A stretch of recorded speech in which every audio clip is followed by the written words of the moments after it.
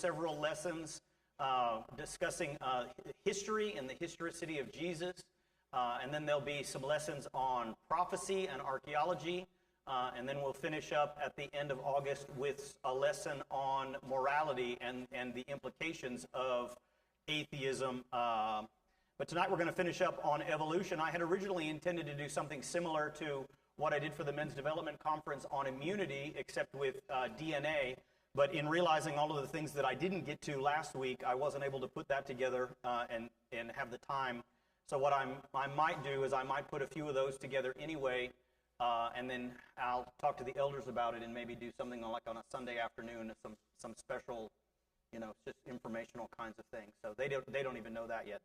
I was thinking about that as I was realizing there wasn't time to do what I wanted here in this class, this last class. Josiah, before we begin, would you lead us in an opening prayer, please?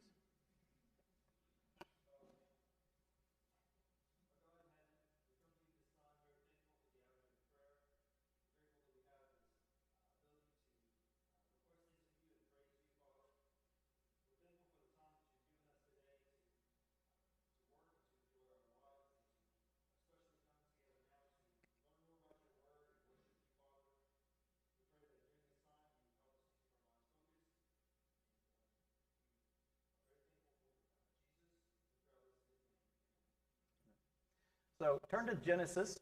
We'll be there in just a minute. We're going to look here in chapter 1, and then we're going to look at what I think is one of my favorite stories in Genesis chapter 30.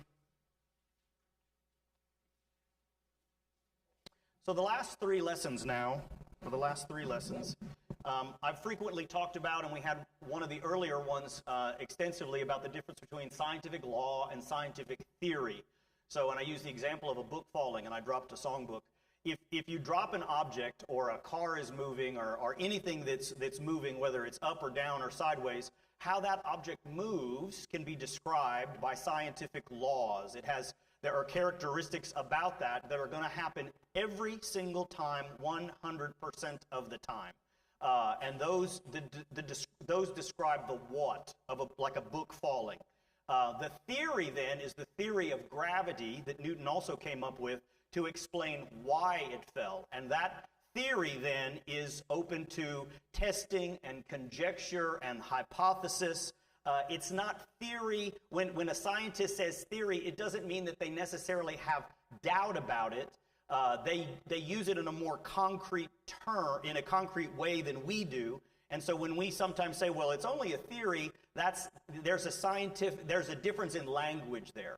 And so scientists don't think of it with the doubt behind it, but they're open to changing it if something comes up later. So that's like with the theory of gravity, we talked about how Einstein came without getting into any details. We talked about how that changed.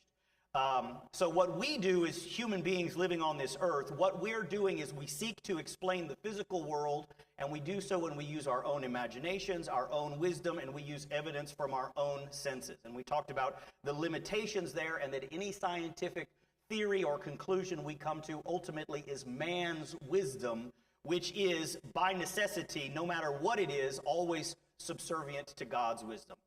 We know that there's no contradiction between Scripture and the existence of natural law. Job 38, verse 33, that's one of the arguments that Job makes to God, that God makes to Job of Job's own ignorance. He says to Job, knowest thou the ordinances of heaven? And so God has set rules for how the universe operates. But theories are something that we come up with. Theories are not from God. Facts are from God. Theories are from mankind. When God tells us how he did something, regardless of what we think, then that's how it happened. Regardless of what our senses tell us, regardless of what our theories, knowledge, past scientists, no matter, God is the one, his explanation is concrete 100%. And so remember that when you are looking at a miracle, or when we read of a miracle, there were people who saw those miracles. They would have not been able to do any test that differentiated what they saw from the natural world. So in Matthew 14, when Jesus feeds the 5,000 with the fish and the loaves, you couldn't have stood there and figured out which were the 5 original fish and which were the created ones. because that new fish that Jesus made miraculously was itself natural.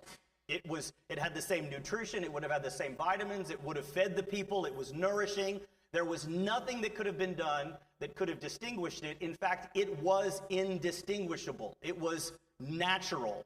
It was created miraculously, but God outside of the natural world added something to the natural world that could not be distinguished. So in Genesis 1, applying this to then the lesson tonight and a little bit from last week, we know in Genesis 1 the word kind is used. So for example, in Genesis chapter 1 verse 20, when God creates the fish and the flying creatures, they're told to bring forth abundantly after their kind. So we know that God miraculously created all of the kinds of plants and animals. And we talked last week pretty extensively about what it means to be a kind.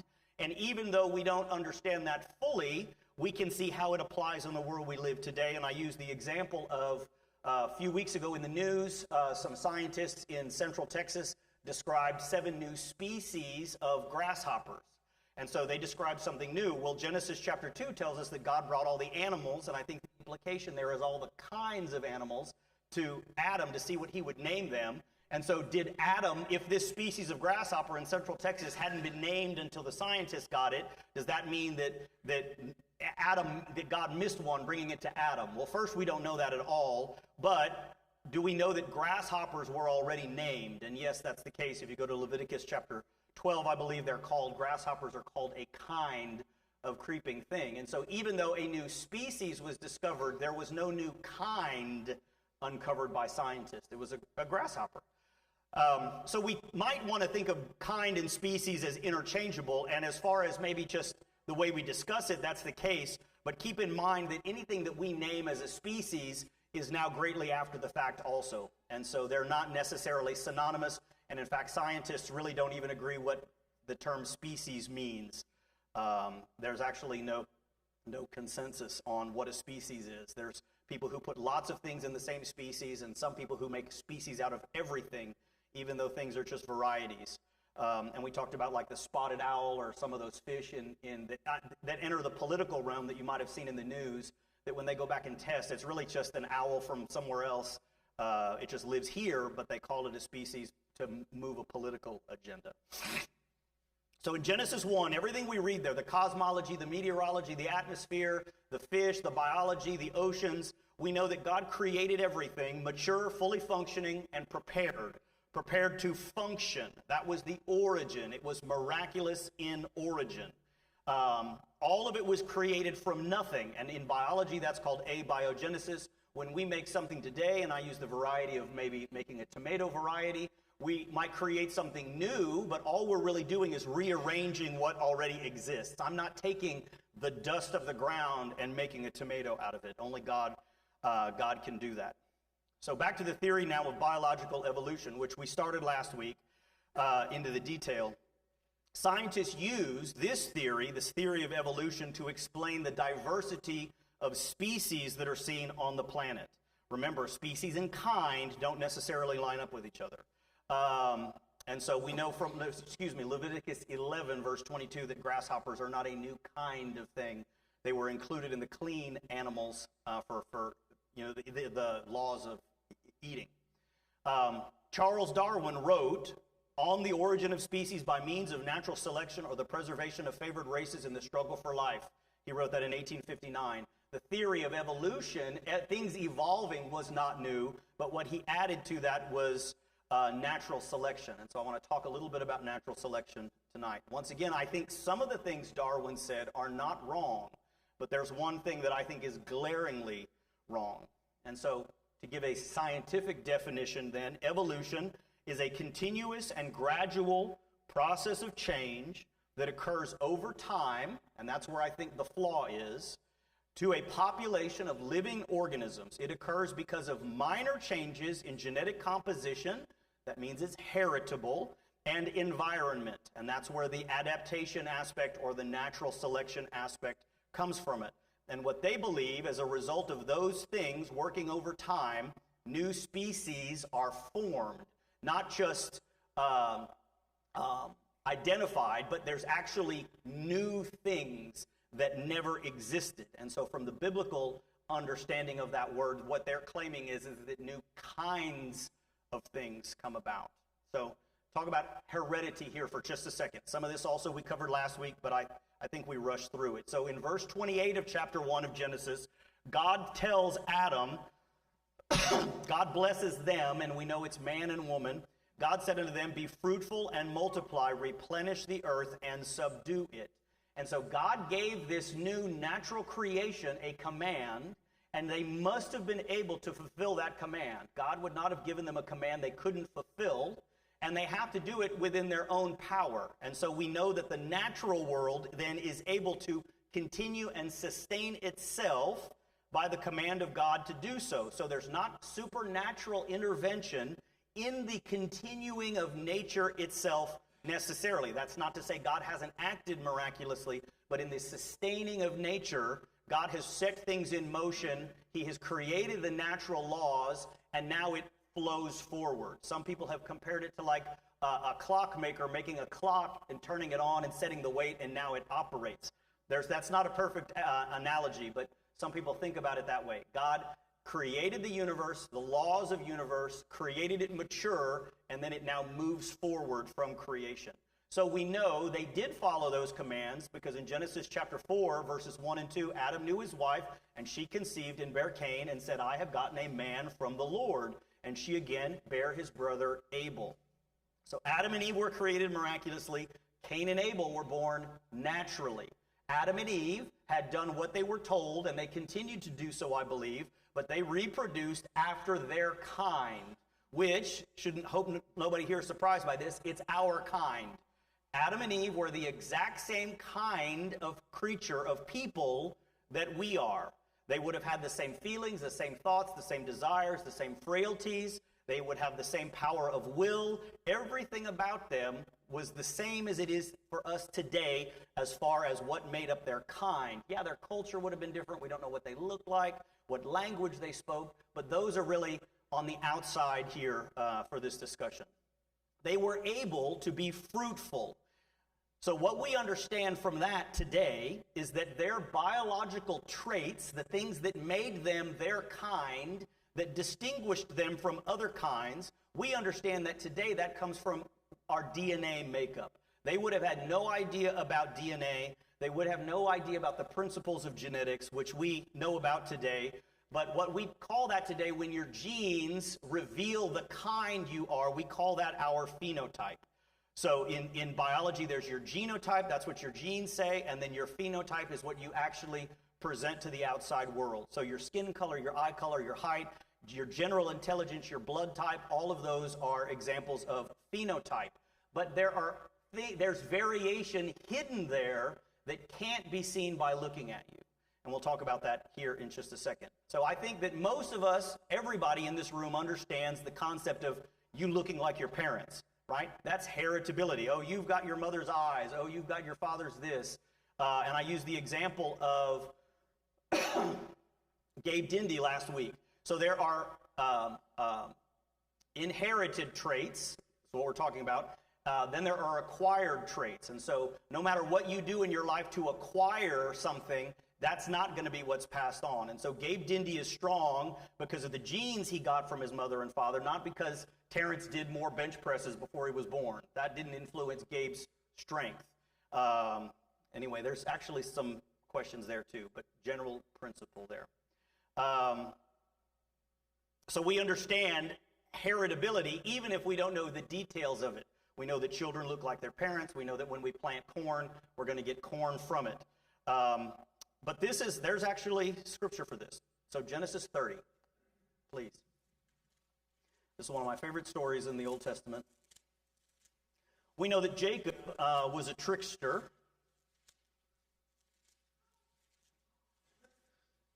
He tricked his brother, right? He tricked his father. He was a little bit of a mama's boy.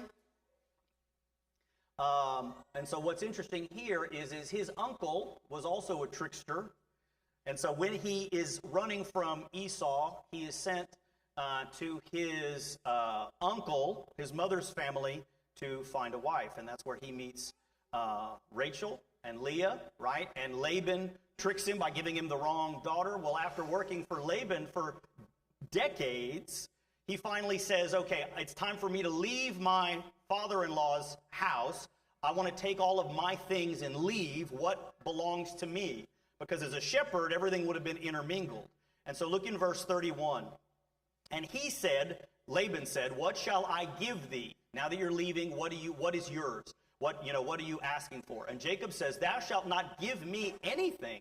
If thou wilt do this thing for me, I will again feed and keep thy flock. I will pass through all thy flock today, removing from thence all the speckled and spotted cattle, so the livestock, and all the brown cattle among the sheep, and the spotted and the speckled among the goats.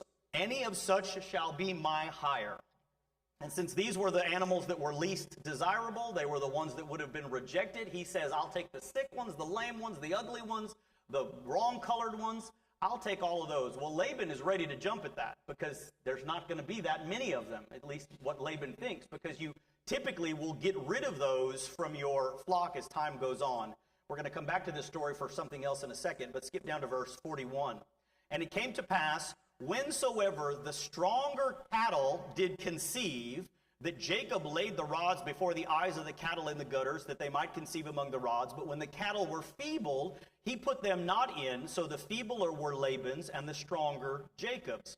So what Jacob, as a shepherd, understands, he knows that strong, sheep have offspring that are strong, and weak sheep have offspring that are weak. That, whatever that characteristic that specifically manned that up, whether it was wool or the amount of milk that they fed or their intelligence for going out and staying alive or running from predators, how fast they were, Jacob knew that there were those differences. And so what he does is he's able to separate the strong ones from the weak ones here. So he recognizes there were traits that led to those characteristics. He knew that the stronger livestock sired stronger offspring, and the weaker.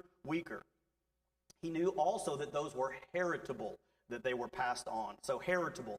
You have a copy, you, me, every plant on earth, every bacteria. Well, bacteria, set it aside. I'm talking about things that reproduce, that have a mother and a father, so reproduce sexually. All animals, you have two copies of every gene in your body, one that's inherited from your mother and one that's inherited from your father.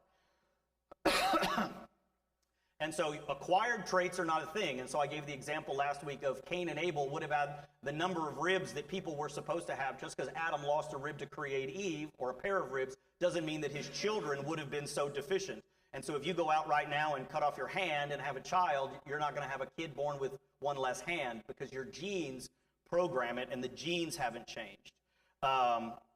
Those laws of genetics actually were described by Gregor Mendel. He was an Austrian monk.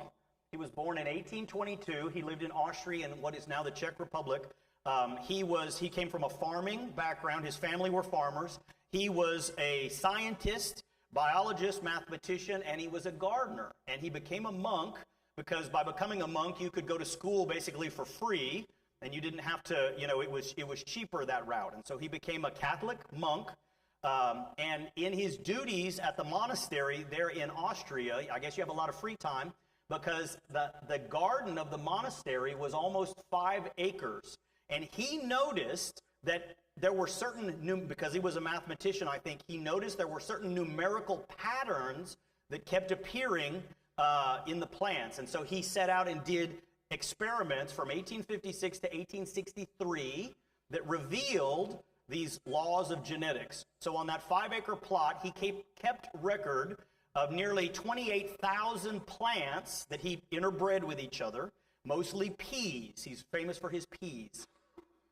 Farmers and shepherds and anybody who has had anything to do with agriculture or livestock has already known for generations that crossbreeding of animals and plants favors certain traits, like Jacob a second ago in Genesis chapter 30.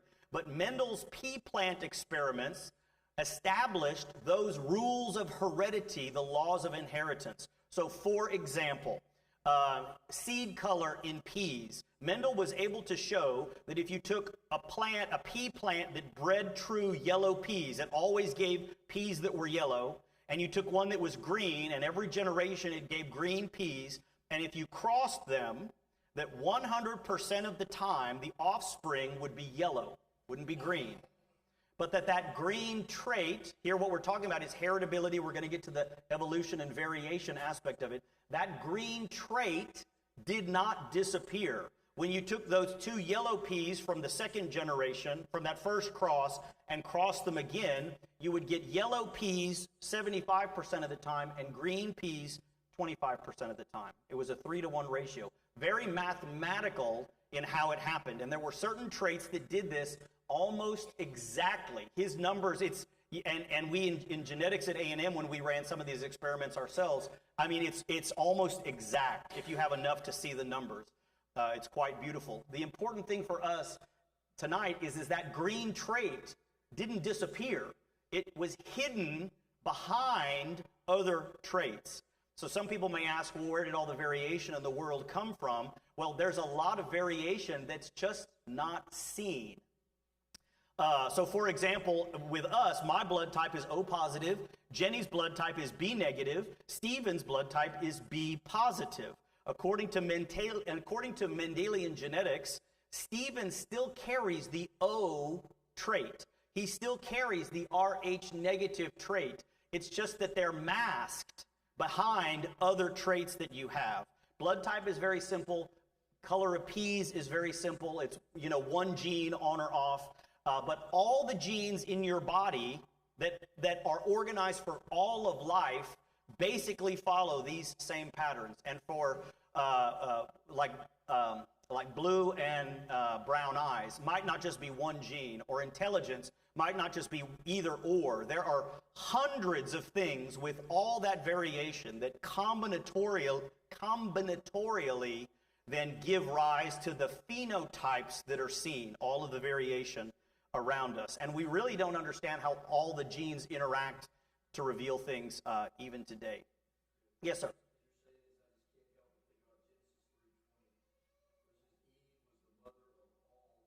Right.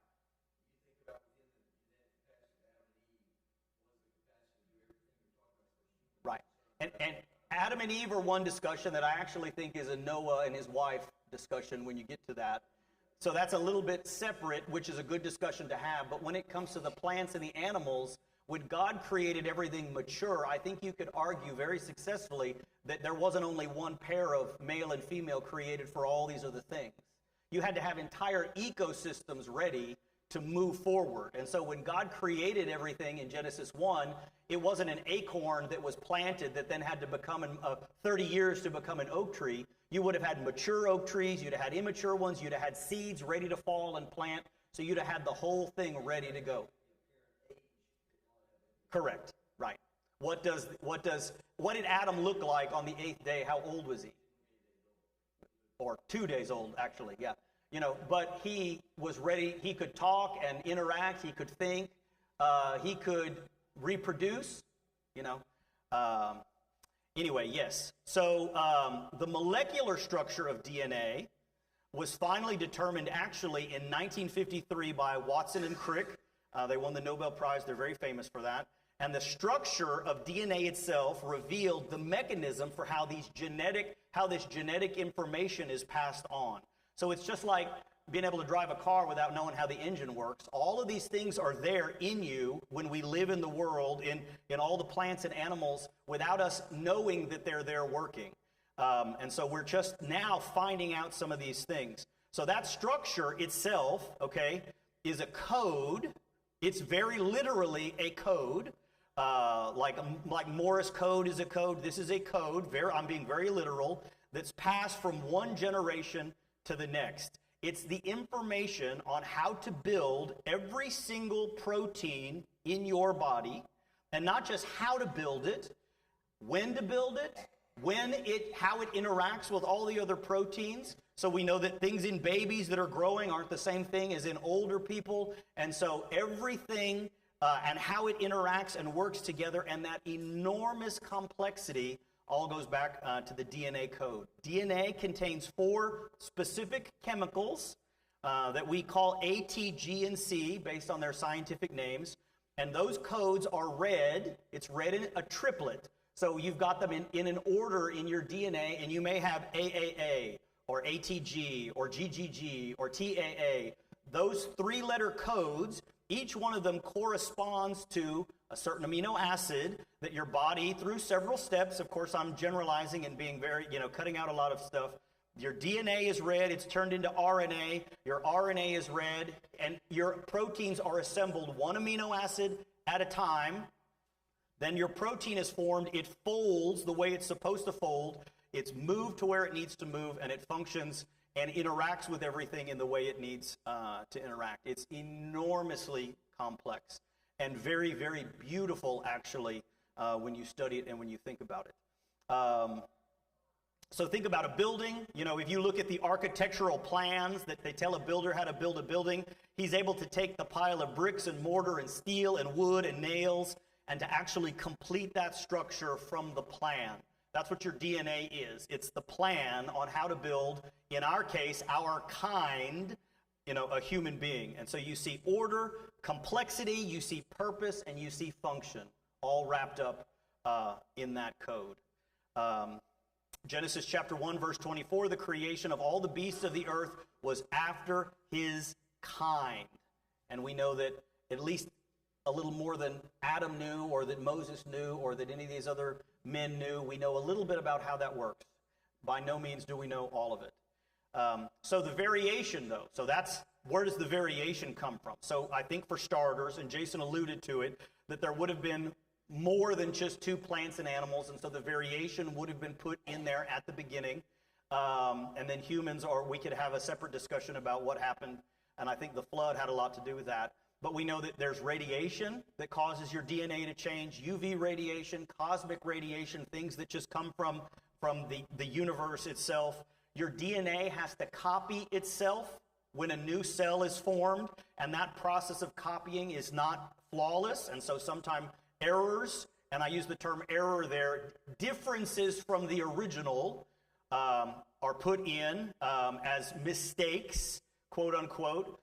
Sexual reproduction generates even more variety than asexual. So asexual is when a bacteria divides into two, and the mother and the daughter cell are identical, almost identical. The mother cell remembers how old it is, the daughter cell is new. And eventually that mother, every time it divides, gets older and older and older, and it's going to die.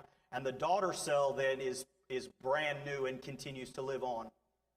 In sexual reproduction, even though you get a gene from your mother and your gene from your father, in you, when they pass to the next generation, they don't stay as, your child doesn't get either a gene from his grandma or from his grandpa. Those genes in you actually rearrange and recombine. And so the information is there, and you're getting it from both of your parents, but when you pass it on to your child, they might have a gene that doesn't resemble the gene you got from your mother or your father. So the variation, it recombines in you to create something new every single time. So what's the purpose of variation? I think this goes back to nature itself needing to be self-sustaining and continuing what God had created and commanding to continue on. And so if you put all your eggs in one basket and something happens, everything dies. But God has created the world, and I think we see the immediate example of it is God knows the flood is coming. And so he's created animals, and he's created the earth and the ecosystems of the earth to survive what he knows is coming, for example. But in the world we live in today, things, we talked about it early on, COVID, you have disasters and things coming, in that case, I was going to say man-made. Oops. There are things that arise. I'm trying to keep my personality as much out of it as I can. But we have circumstances arise that are going to affect us that we have to be ready for. And this goes back to my immunity talk during the Men's Development Conference, that your immune system is actually prepared for diseases that don't even exist yet. And so we talked about in the way that your immune system is designed, that God has put together anticipation in it. Now, maybe not everybody in here in the room is immune to the same non-existent disease yet, but if something comes in and washes across our society, somebody's going to survive because nature has to continue perpetuating. So that's variation, that's heritability. Let's talk about selection. So biological variation means that some individuals are going to be better adapted for the environment they live in and their circumstances than others, like with Jacob and the strong sheep and the weak sheep. And so when a human being intervenes, like with gardening, like I'm going to take this variety and cross it to this variety, that's called artificial selection. And when it happens out in nature without a conscious decision, it's called natural selection. And that's the contribution to this argument that actually Darwin made. He wasn't the first to come up with evolution. And it goes back, it's an ancient thing. And there's actually, I have a quote, I think it's Origin. I meant to include it in one of these lessons. It didn't fit very well. That idea, that doubt in Genesis chapter 1 has been there a long time. People couldn't reconcile. And I think it's because they had that problem in their head. They couldn't, when God creates something, it looks like everything else around it. That was really their hang-up. Artificial selection, though. Artificial selection is driven by choices or decisions. Think agriculture. So back to the example of the garden tomato, or I also plant okra in my garden every year, and I have a variety of maroon okra. And what I like to do is every now and then there's one that's got a little bit too much green in it. And so I'll take the most maroon okras and save the seeds to plant next year because I want to make it more maroon every year rather than go back to those other traits. Now, they're still there, but I'm diluting them out of the seeds I keep. They're out there in nature. They're just not in my packet in my kitchen. All of human agriculture has proceeded because of artificial selection. People choosing the traits in the animals or the plants that they want for whatever purpose. So Holstein cows for milk, merino sheep for wool. You've got strawberries for size and sweetness. Think about all the breeds of dog that we have. All that variation is there in the population. It's just not in every single individual. And so you take the individuals you want for the trait you want, and usually you get that, but other things sometimes come along that introduces weaknesses also. So anyway, go back to Genesis 30. And now look in the same story, but in between. And Jacob is actually going to say in chapter 31 that this was revealed to him miraculously, this process. But in chapter 30, and look in verse 37, and Jacob took him, this is after the agreement with Laban to take the ones that were the brown ones and the striped ones, and Jacob took him rods of green poplar and of the hazel and the chestnut tree and pilled white strakes in them. So, peeled the bark off or cut the branches and made the white appear which was in the rods. And he set the rods which he had piled before the flocks in the gutters in the watering troughs when the flock came to drink, that they should conceive when they came to drink. And the flocks conceived before the rods and brought forth cattle ring-straked, speckled, spotted. And Jacob did separate the lambs and set the face of the flocks toward the ring-straked and all the brown in the flock of Laban, and he put his own flocks by themselves and put them not unto Laban's cattle. So he keeps, he takes the ones that he's agreed are his and he separates them out. And then in Laban's flock, he does this same process to generate more that have the traits that he wants, and he keeps dividing them. And it came to pass, wheresoever the stronger cattle did conceive, that Jacob laid the rods before the eyes of the cattle in the gutters, that they might conceive among the rods. But when the cattle were feeble, he put them not in. So the feebler were Laban's, and the stronger were Jacob's. So now exactly what's going on here, I don't know. Okay, I don't know what chemical might have been, what plant enzyme might have been in this, but whatever it was, Jacob says in Genesis 31, verse 10, and it came to pass at the time that the cattle conceived that I lifted up mine eyes and saw in a dream, and behold, the rams which leaped upon the cattle were ring-straked, speckled, and grizzled. And so I think that God revealed this to him, but he understands how animals work, how the natural process works, and so he's trying to earn his hire and or cheat Laban, depending on how you see the story.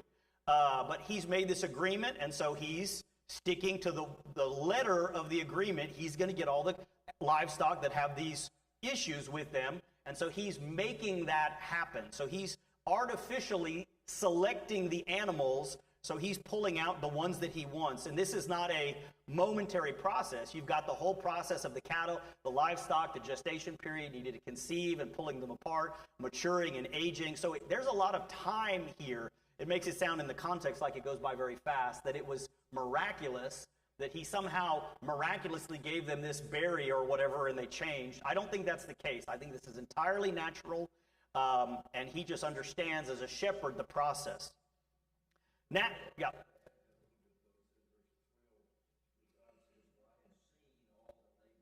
Right, right.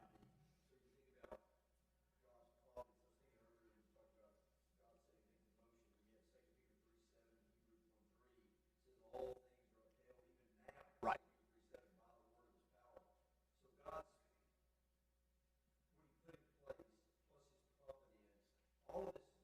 Right. And we're not talking about Laban or Jacob and their issues. That's a great study. I'm just focusing on the biology tonight. And we know that Laban was cheating Jacob, and now God's going to give him, just like the Egyptians they lent their things to the Israelites when they left. Well, I lend you something, you might give it back. Well, they knew they were borrowing their neighbors forever. Right, certainly. So natural selection is not driven by conscious choice. And the classic example, and even the evolutionists use this one, is the pepper moth. So in the Industrial Revolution in England, especially starting in the 1940s, when the pollution started, there was a species of moth that was white, and every now and then there'd be a black variety of a version that was hatched and would grow. And the problem is that they sat on trees that had white bark. And so the black moth was easy for the birds to see, and the birds would come pick off the black one, and the white ones would blend in, camouflage, and hide. And so the number of black ones was always very rare. Well, as the pollution increased in the Industrial Revolution, the trees got darker. And so what happened was the black ones were the ones that survived now, and the white ones were the easy pickings. And so the traits that made the black moth black were the ones that then populated into the next generation. They didn't change from one moth to another. It was just picking which variant lived. And now, actually, and it's been documented because everything has been cleaned up, in a sense, from the Industrial Revolution, they've gone back to the white variety. But you see there that adaptability and that change in the circumstance. Even the scientists will say that no, there's no new species there. There certainly is no new kind. It's just that variation.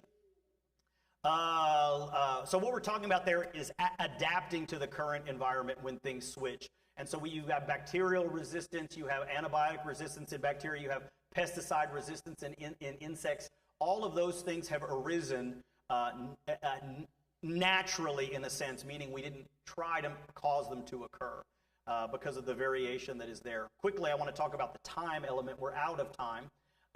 So we know that DNA changes. And we know that most changes in DNA result in no change in traits. Many of the changes that are seen as a trait end up being negative changes, which lead to what we call diseases. And so you have like cystic fibrosis or multiple sclerosis or Parkinson's disease. All that goes back to genetic changes that have been negative for the individual. Few changes result in something that's positive for the animal or the individual itself, like antibiotic resistance. And the evolutionists will say, well, those changes over time build up and create a new species. And so they constantly need more time. I have a printout here, but I have the digital copy of it. You go to Wikipedia. There was an E. coli experiment that was started in 1988. This is actually a very neat experiment. And a scientist named Lenski, he took 12 samples of E. coli bacteria and began growing them as flasks. This is an evolutionist, and he's trying to show evolution here. And they still think that it does. But when you look at the data, it's interesting. This experiment is still ongoing. It's now overseen by a professor at the University of Texas. So they took these bacteria, which divide pretty rapidly, and they started this experiment, in 1988. How long ago was that? 40 years now? About. Thank you. My quick math. A long time. Well, and that's it. So that's about 75,000 generations for the bacteria as it divides. Now, this is asexual, so it's a little different than what we talked about a second ago. But if you took that generation time and applied it to humans, that'd be 1.2, 1.5 million years. So think about the scale we're talking about here in time.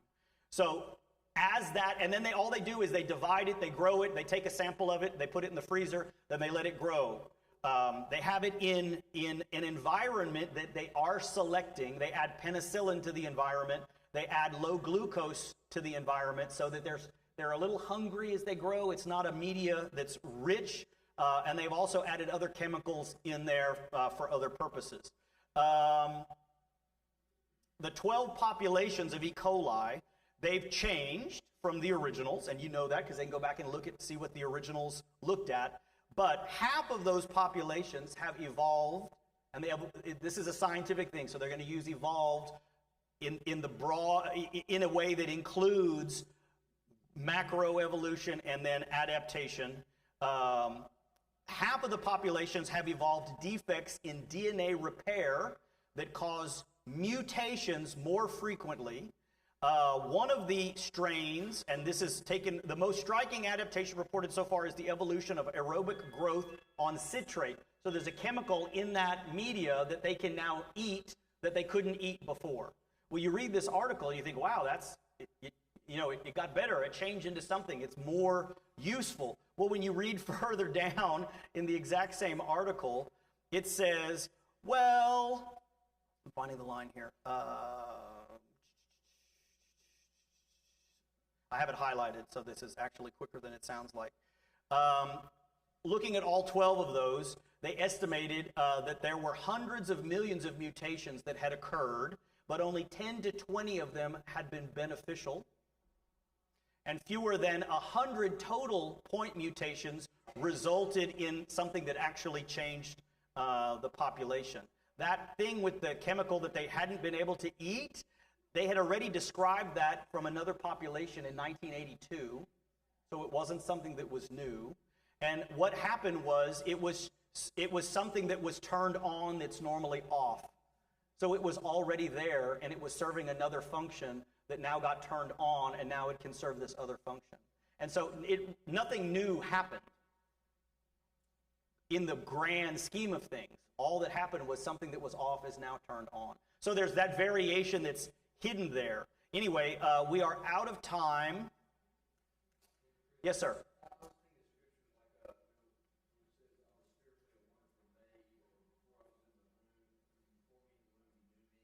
Right.